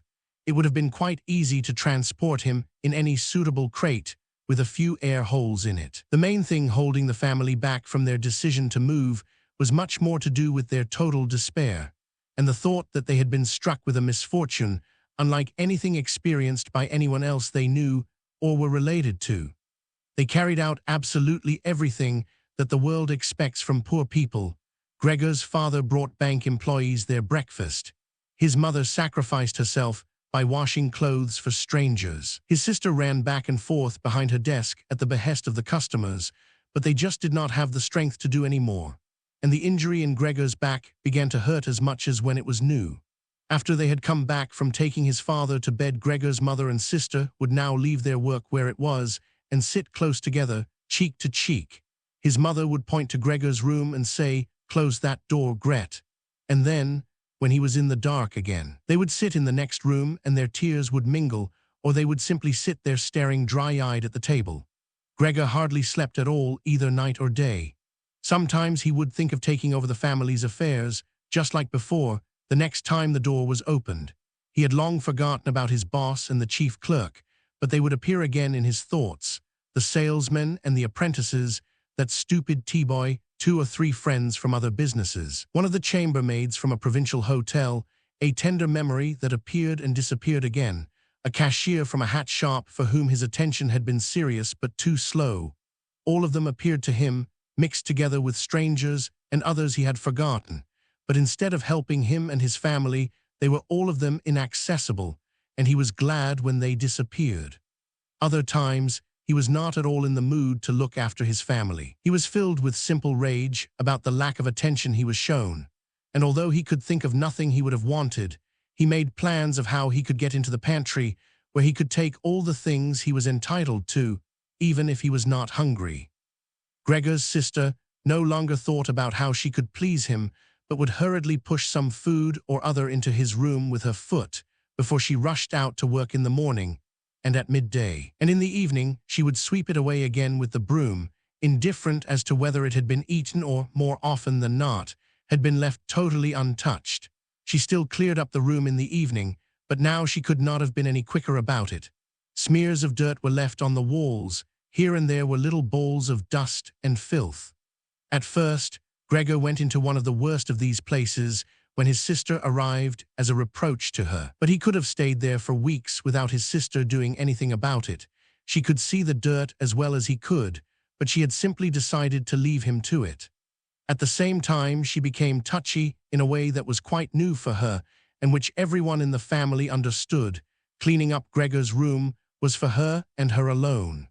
Gregor's mother did once thoroughly clean his room, and needed to use several bucketfuls of water to do it, although that much dampness also made Gregor ill, and he lay flat on the couch, bitter and immobile. But his mother was to be punished still more for what she had done, as hardly had his sister arrived home in the evening than she noticed the change in Gregor's room, and highly aggrieved, ran back into the living room, where, despite her mother's raised and imploring hands, she broke into convulsive tears. Her father, of course, was startled out of his chair, and the 2 parents looked on astonished and helpless. Then they too became agitated. Gregor's father, standing to the right of his mother, accused her of not leaving the cleaning of Gregor's room to his sister. From her left, Gregor's sister screamed at her that she was never to clean Gregor's room again, while his mother tried to draw his father, who was beside himself with anger, into the bedroom. His sister, quaking with tears, thumped on the table with her small fists, and Gregor hissed in anger that no one had even thought of closing the door to save him the sight of this and all its noise. Gregor's sister was exhausted from going out to work, and looking after Gregor as she had done before was even more work for her, but even so his mother ought certainly not to have taken her place. Gregor, on the other hand, ought not to be neglected. Now, though, the charwoman was here. This elderly widow, with a robust bone structure that made her able to withstand the hardest of things in her long life, wasn't really repelled by Gregor. Just by chance one day, rather than any real curiosity, she opened the door to Gregor's room and found herself face to face with him. He was taken totally by surprise. No one was chasing him, but he began to rush to and fro, while she just stood there in amazement with her hands crossed in front of her. From then on, she never failed to open the door slightly every evening and morning and look briefly in on him. At first, she would call to him as she did so with words that she probably considered friendly, such as, "Come on then, you old dung beetle," or "Look at the old dung beetle there." Gregor never responded to being spoken to in that way, but just remained where he was without moving, as if the door had never even been opened. If only they had told this charwoman to clean up his room every day instead of letting her disturb him for no reason whenever she felt like it. One day, early in the morning, while a heavy rain struck the window panes, perhaps indicating that spring was coming, she began to speak to him in that way once again. Gregor was so resentful of it that he started to move toward her. He was slow and infirm, but it was like a kind of attack, instead of being afraid. The charwoman just lifted up one of the chairs from near the door and stood there with her mouth open, clearly intending not to close her mouth until the chair in her hand had been slammed down into Gregor's back. "Aren't you coming any closer, then?" she asked, when Gregor turned round again, and she calmly put the chair back in the corner. Gregor had almost entirely stopped eating. Only if he happened to find himself next to the food that had been prepared for him, he might take some of it into his mouth to play with it, leave it there a few hours, and then, more often than not, spit it out again. At first, he thought it was distress at the state of his room that stopped him eating, but he had soon got used to the changes made there. They had got into the habit of putting things into this room that they had no room for anywhere else. And there were now many such things, as one of the rooms in the flat had been rented out to 3 gentlemen. These earnest gentlemen, all 3 of them had full beards, as Gregor learned peering through the crack in the door one day, were painfully insistent on things being tidy. This meant not only in their own room, but, since they had taken a room in this establishment, in the entire flat and especially in the kitchen. Unnecessary clutter was something they could not tolerate, especially if it was dirty. They had moreover brought most of their own furnishings and equipment with them. For this reason, many things had become superfluous which, although they could not be sold, the family did not wish to discard. All these things found their way into Gregor's room. The dustbins from the kitchen found their way in there too. The charwoman was always in a hurry, and anything she couldn't use for the time being she would just chuck in there. He, fortunately, would usually see no more than the object and the hand that held it. The woman most likely meant to fetch the things back out again when she had time and the opportunity, or to throw everything out in one go, but what actually happened was that they were left where they landed when they had first been thrown, unless Gregor made his way through the junk and moved it somewhere else. At first he moved it because, with no other room free where he could crawl about, he was forced to. But later on he came to enjoy it, although moving about in that way left him sad and tired to death, and he would remain immobile for hours afterwards. The gentleman who rented the room would sometimes take their evening meal at home in the living room that was used by everyone, and so the door to this room was often kept closed in the evening. But Gregor found it easy to give up having the door open. He had, after all, often failed to make use of it when it was open, and, without the family having noticed it, lain in his room in its darkest corner. One time, though, the charwoman left the door to the living room slightly open, and it remained open when the gentleman who rented the room came in the evening, and the light was put on. They sat up at the table where, formerly, Gregor had taken his meals with his father and mother. They unfolded the serviettes and picked up their knives and forks. Gregor's mother immediately appeared in the doorway with a dish of meat, and soon behind her came his sister with a dish piled high with potatoes. The food was steaming and filled the room with its smell. The gentleman bent over the dishes set in front of them as if they wanted to test the food before eating it, and the gentleman in the middle, who seemed to count as an authority for the other 2, did indeed cut off a piece of meat while it was still in its dish, clearly wishing to establish whether it was sufficiently cooked or whether it should be sent back to the kitchen. It was to his satisfaction, and Gregor's mother and sister, who had been looking on anxiously, began to breathe again and smiled. The family themselves ate in the kitchen. Nonetheless, Gregor's father came into the living room before he went into the kitchen, bowed once with his cap in his hand, and did his round of the table. The gentlemen stood as one and mumbled something into their beards. Then, once they were alone, they ate in near-perfect silence. It seemed remarkable to Gregor that above all the various noises of eating their chewing teeth could still be heard, as if they had wanted to show Gregor that you need teeth in order to eat, and it was not possible to perform anything with jaws that are toothless however nice they might be. "I'd like to eat something," said Gregor anxiously, "but not anything like they're eating. They do feed themselves, and here I am, dying." Throughout all this time, Gregor could not remember having heard the violin being played, but this evening it began to be heard from the kitchen. The three gentlemen had already finished their meal. The one in the middle had produced a newspaper, given a page to each of the others, and now they leant back in their chairs reading them and smoking. When the violin began playing, they became attentive, stood up, and went on tiptoe over to the door of the hallway, where they stood pressed against each other. Someone must have heard them in the kitchen, as Gregor's father called out, "Is the playing perhaps unpleasant for the gentleman? We can stop it straight away." "On the contrary," said the middle gentleman, "would the young lady not like to come in and play for us here in the room, where it is, after all, much more cozy and comfortable?" "Oh yes, we'd love to," called back Gregor's father as if he had been the violin player himself. The gentleman stepped back into the room and waited. Gregor's father soon appeared with the music stand, his mother with the music, and his sister with the violin. She calmly prepared everything for her to begin playing. His parents, who had never rented a room out before, and therefore showed an exaggerated courtesy towards the three gentlemen, did not even dare to sit on their own chairs. His father leant against the door with his right hand pushed in between two buttons on his uniform coat. His mother, though, was offered a seat by one of the gentlemen and sat, leaving the chair where the gentleman happened to have placed it, out of the way in a corner. His sister began to play. Father and mother paid close attention, one on each side, to the movements of her hands. Drawn in by the playing, Gregor had dared to come forward a little and already had his head in the living room. Before, he had taken great pride in how considerate he was, but now it hardly occurred to him that he had become so thoughtless about the others. What's more, there was now all the more reason to keep himself hidden, as he was covered in the dust that lay everywhere in his room and flew up at the slightest movement.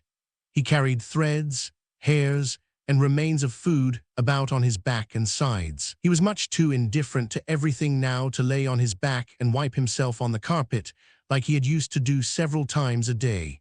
And despite this condition, he was not too shy to move forward a little onto the immaculate floor of the living room. No one noticed him, though. The family was totally preoccupied with the violin playing. At first, the three gentlemen had put their hands in their pockets and come up far too close behind the music stand to look at all the notes being played, and they must have disturbed Gregor's sister.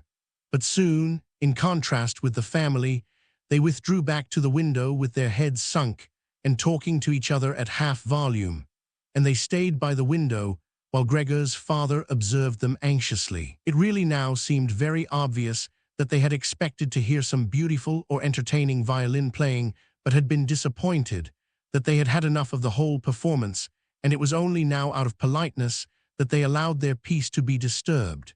It was especially unnerving, the way they all blew the smoke from their cigarettes upwards from their mouth and noses. Yet Gregor's sister was playing so beautifully.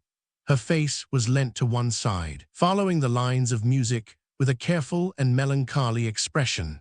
Gregor crawled a little further forward, keeping his head close to the ground so that he could meet her eyes if the chance came.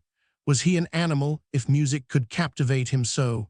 It seemed to him that he was being shown the way to the unknown nourishment he had been yearning for. He was determined to make his way forward to his sister and tug at her skirt to show her she might come into his room with her violin, as no one appreciated her playing here as much as he would. He never wanted to let her out of his room, not while he lived, anyway. His shocking appearance should, for once, be of some use to him. He wanted to be at every door of his room at once to hiss and spit at the attackers. His sister should not be forced to stay with him, though, but stay of her own free will. She would sit beside him on the couch with her ear bent down to him while he told her how he had always intended to send her to the conservatory, how he would have told everyone about it last Christmas. Had Christmas really come and gone already? If this misfortune hadn't got in the way, and refused to let anyone dissuade him from it. On hearing all this, his sister would break out in tears of emotion, and Gregor would climb up to her shoulder and kiss her neck, which, since she had been going out to work, she had kept free without any necklace or collar. "Mr. Samsa," shouted the middle gentleman to Gregor's father, pointing, without wasting any more words, with his forefinger at Gregor as he slowly moved forward. The violin went silent. The middle of the three gentlemen first smiled at his two friends, shaking his head, and then looked back at Gregor. His father seemed to think it more important to calm the three gentlemen before driving Gregor out, even though they were not at all upset, and seemed to think Gregor was more entertaining than the violin playing had been. He rushed up to them with his arms spread out and attempted to drive them back into their room at the same time as trying to block their view of Gregor with his body. Now they did become a little annoyed, and it was not clear whether it was his father's behavior that annoyed them or the dawning realization that they had had a neighbor like Gregor in the next room without knowing it. They asked Gregor's father for explanations, raised their arms like he had, tugged excitedly at their beards, and moved back towards their room only very slowly. Meanwhile, Gregor's sister had overcome the despair she had fallen into when her playing was suddenly interrupted. She had let her hands drop and let violin and bow hang limply for a while, but continued to look at the music as if still playing. But then she suddenly pulled herself together, laid the instrument on her mother's lap, who still sat laboriously struggling for breath where she was, and ran into the next room which, under pressure from her father, the three gentlemen were more quickly moving toward. Under his sister's experienced hand, the pillows and covers on the beds flew up and were put into order, and she had already finished making the beds and slipped out again before the three gentlemen had reached the room. Gregor's father seemed so obsessed with what he was doing that he forgot all the respect he owed to his tenants. He urged them and pressed them until, when he was already at the door of the room, the middle of the three gentlemen shouted like thunder and stamped his foot, and thereby brought Gregor's father to a halt.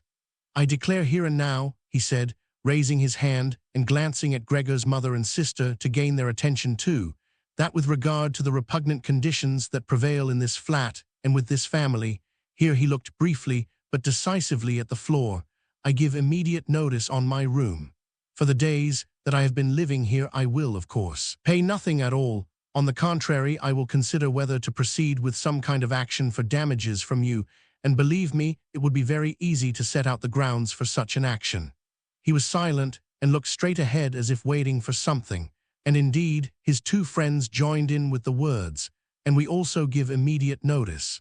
With that, he took hold of the door handle and slammed the door. Gregor's father staggered back to his seat, feeling his way with his hands, and fell into it. It looked as if he was stretching himself out for his usual evening nap, but from the uncontrolled way his head kept nodding it could be seen that he was not sleeping at all. Throughout all this, Gregor had lain still where the three gentlemen had first seen him. His disappointment at the failure of his plan, and perhaps also because he was weak from hunger, made it impossible for him to move. He was sure that everyone would turn on him any moment, and he waited. He was not even startled out of this state when the violin on his mother's lap fell from her trembling fingers and landed loudly on the floor. "Father, mother," said his sister, hitting the table with her hand as introduction, "we can't carry on like this. Maybe you can't see it, but I can. I don't want to call this monster my brother. All I can say is, we have to try and get rid of it. We've done all that's humanly possible to look after it and be patient. I don't think anyone could accuse us of doing anything wrong." "She's absolutely right," said Gregor's father to himself. His mother, who still had not had time to catch her breath, began to cough dully, her hand held out in front of her, and a deranged expression in her eyes. Gregor's sister rushed to his mother and put her hand on her forehead. Her words seemed to give Gregor's father some more definite ideas. He sat upright, played with his uniform cap between the plates left by the three gentlemen after their meal, and occasionally looked down at Gregor as he lay there immobile. "We have to try and get rid of it," said Gregor's sister, now speaking only to her father, as her mother was too occupied with coughing to listen. "It'll be the death of both of you. I can see it coming. We can't all work as hard as we have to and then come home to be tortured like this. We can't endure it. I can't endure it anymore." And she broke out so heavily in tears that they flowed down the face of her mother and she wiped them away with mechanical hand movements. "My child," said her father with sympathy and obvious understanding, "what are we to do?" His sister just shrugged her shoulders as a sign of the helplessness and tears that had taken hold of her, displacing her earlier certainty. "If he could just understand us," said his father almost as a question. His sister shook her hand vigorously through her tears as a sign that of that there was no question. "If he could just understand us," repeated Gregor's father, closing his eyes in acceptance of his sister's certainty that that was quite impossible, "then perhaps we could come to some kind of arrangement with him. But as it is—" "It's got to go," shouted his sister. "That's the only way, father. You've got to get rid of the idea that that's Gregor. We've only harmed ourselves by believing it for so long. How can that be Gregor? If it were Gregor, he would have seen long ago that it's not possible for human beings to live with an animal like that, and he would have gone of his own free will. We wouldn't have a brother any more then, but we could carry on with our lives and remember him with respect. As it is, this animal is persecuting us.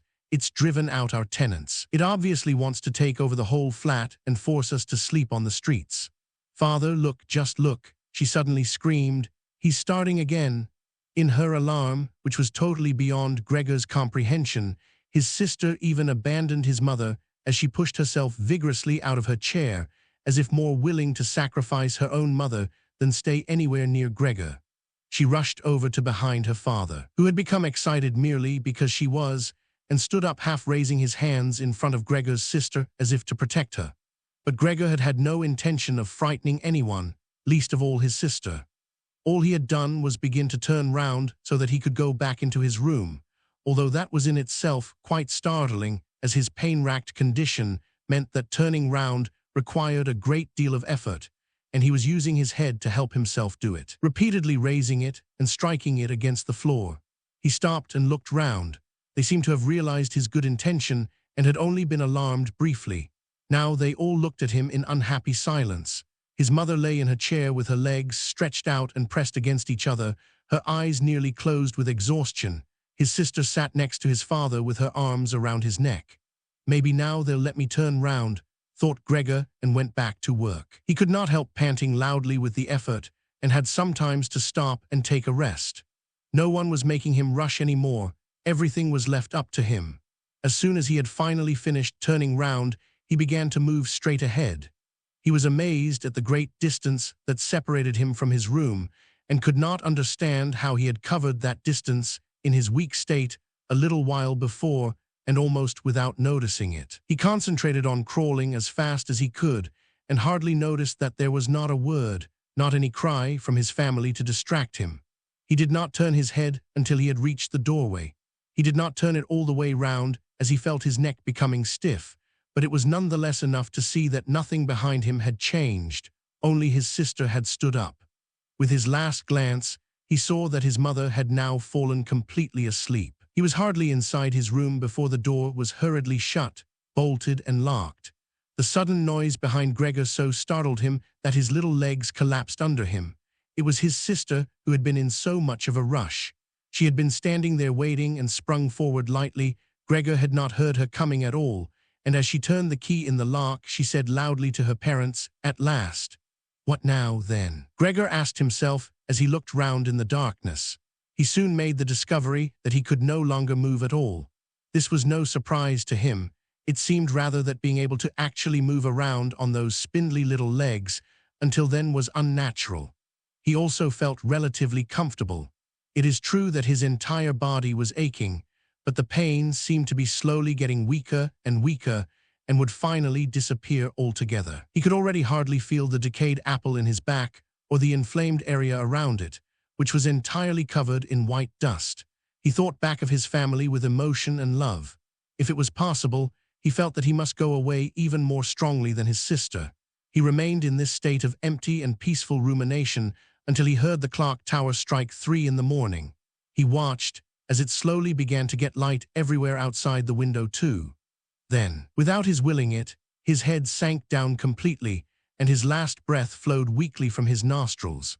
When the cleaner came in early in the morning, they'd often asked her not to keep slamming the doors, but with her strength, and in her hurry she still did, so that everyone in the flat knew when she'd arrived, and from then on it was impossible to sleep in peace. She made her usual brief look in on Gregor, and at first found nothing special. She thought he was laying there so still on purpose, playing the martyr. She attributed all possible understanding to him. She happened to be holding the long broom in her hand, so she tried to tickle Gregor with it from the doorway. When she had no success with that, she tried to make a nuisance of herself and poked at him a little, and only when she found she could shove him across the floor with no resistance at all did she start to pay attention. She soon realized what had really happened, opened her eyes wide, whistled to herself, but did not waste time to yank open the bedroom doors and shout loudly into the darkness of the bedrooms. "Come and have a look at this. It's dead, just lying there, stone dead." Mr. and Mrs. Samsa sat upright there in their marriage bed and had to make an effort to get over the shock caused by the cleaner before they could grasp what she was saying. But then, each from his own side, they hurried out of bed. Mr. Samsa threw the blanket over his shoulders. Mrs. Samsa just came out in her nightdress, and that is how they went into Gregor's room. On the way they opened the door to the living room where Gret had been sleeping since the three gentlemen had moved in. She was fully dressed, as if she had never been asleep, and the paleness of her face seemed to confirm this. "Dead?" asked Mrs. Samsa, looking at the charwoman inquiringly, even though she could have checked for herself and could have known it even without checking.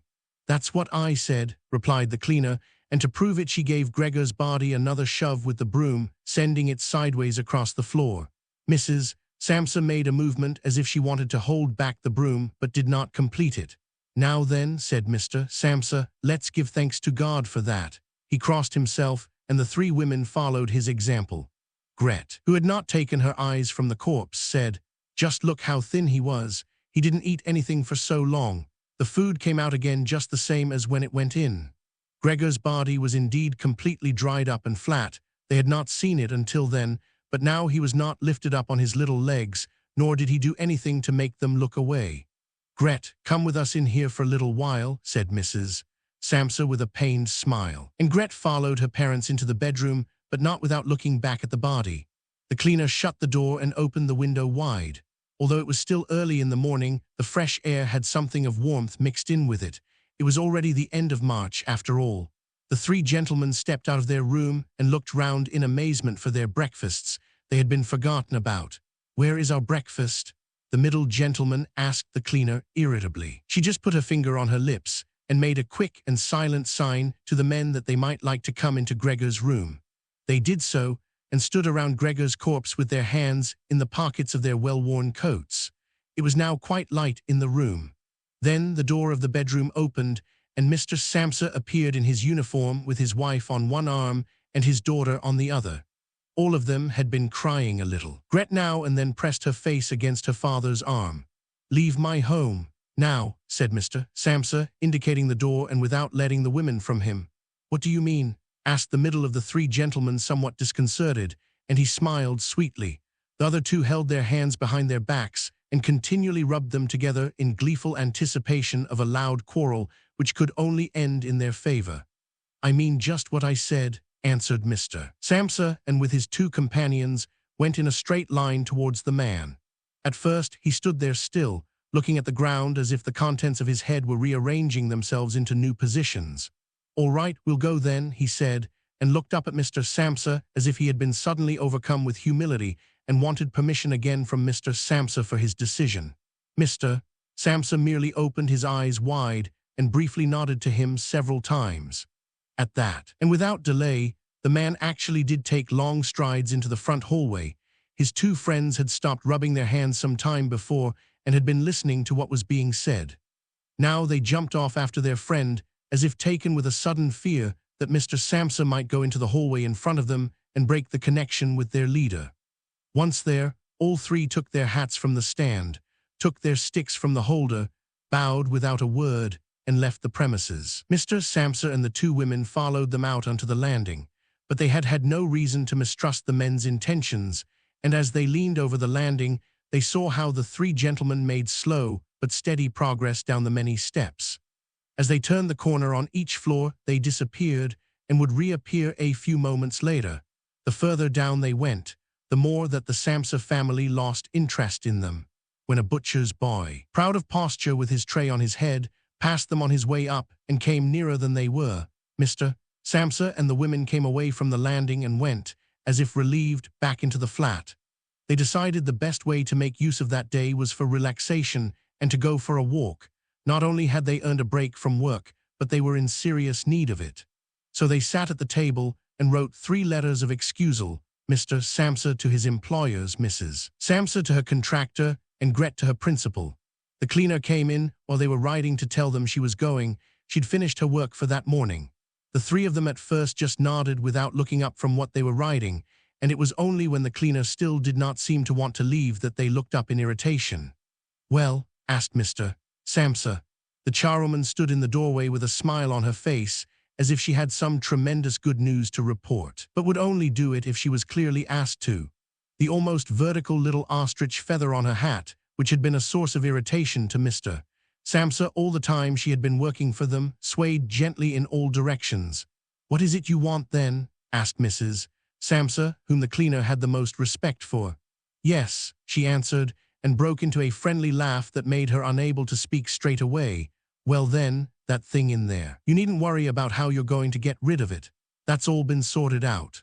Mrs. Samsa and Gret bent down over their letters as if intent on continuing with what they were writing. Mr. Samsa saw that the cleaner wanted to start describing everything in detail, but with outstretched hand, he made it quite clear that she was not to. So, as she was prevented from telling them all about it, she suddenly remembered what a hurry she was in, and clearly peeved. Called out cheerio then, everyone, turned round sharply and left, slamming the door terribly as she went. "Tonight she gets sacked," said Mr. Samsa, but he received no reply from either his wife or his daughter, as the charwoman seemed to have destroyed the peace they had only just gained. They got up and went over to the window, where they remained with their arms around each other. Mr. Samsa twisted round in his chair to look at them, and sat there watching for a while. Then he called out, "Come here then. Let's forget about all that old stuff, shall we? Come and give me a bit of attention." The 2 women immediately did as he said, hurrying over to him where they kissed him and hugged him, and then they quickly finished their letters. After that, the 3 of them left the flat together, which was something they had not done for months, and took the tram out to the open country outside the town. They had the tram, filled with warm sunshine, all to themselves. Leant back comfortably on their seats, they discussed their prospects, and found that on closer examination they were not at all bad. Until then they had never asked each other about their work, but all 3 had jobs which were very good, and held particularly good promise for the future. The greatest improvement for the time being, of course, would be achieved quite easily by moving house. What they needed now was a flat that was smaller and cheaper than the current one which had been chosen by Gregor, one that was in a better location, and most of all more practical. All the time, Gret was becoming livelier. With all the worry they had been having of late, her cheeks had become pale, but while they were talking, Mr. and Mrs. Samsa was struck, almost simultaneously, with the thought of how their daughter was blossoming into a well-built and beautiful young lady. They became quieter. Just from each other's glance, and almost without knowing it, they agreed that it would soon be time to find a good man for her. And, as if in confirmation of their new dreams and good intentions, as soon as they reached their destination, Gret was the first to get up and stretch out her young body.